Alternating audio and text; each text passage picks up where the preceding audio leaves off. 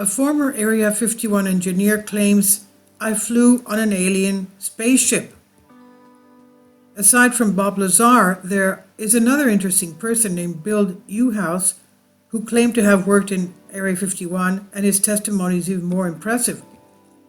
Captain Uhouse served 10 years in the Marine Corps. He was a fighter pilot and 4 years with the Air Force at Wright-Patterson Air Force Base as a civilian engineer, conducting flight tests of exotic experiment aircraft, F-89, B-47, F-102, etc.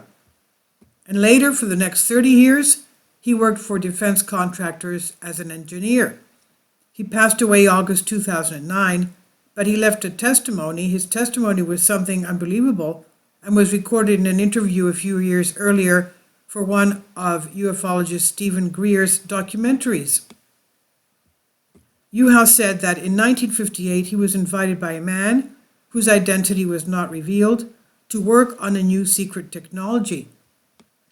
It was apparently a flying disc simulator that he claims was actually based on a redesigned 100-foot-long UFO that crashed in Kingman, Arizona in 1953 and was safeguarded at Area 51, which it was still under construction.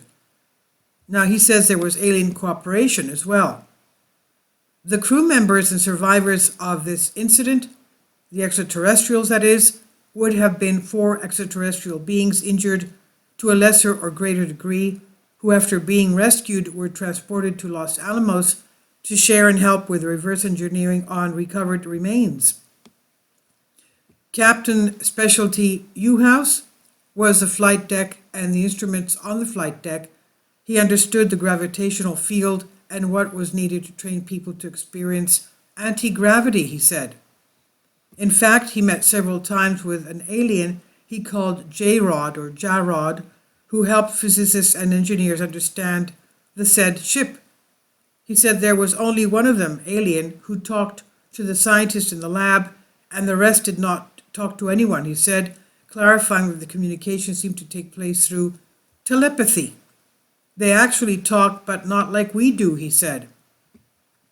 Inside the ET technology, the design of the discoid ship was so sophisticatedly simple that nothing external, such as machine guns or bombs, could be attached to it, as in traditional aircraft we have on Earth. Also, a good amount of time was required for a person to train and adapt to be able to operate it, he says.